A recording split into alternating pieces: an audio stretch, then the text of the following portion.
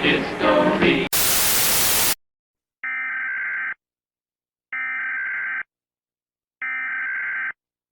This is an emergency broadcast from the emergency alert system. We have received reports of a catastrophic event that has taken place at the European Organization for Nuclear Research. The details of the event are unclear at this time and its cause is unknown. The impact of this event has been immediate and widespread, and we do not yet know the magnitude of it.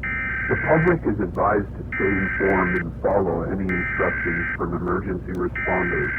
A team of experts are currently investigating the situation and working to determine the cause and nature of this event. Please do not call emergency services unless it is an absolute emergency. Please use the reliable sources of information for updates and follow any instructions provided by emergency responders. This is a critical situation, and your cooperation is greatly appreciated.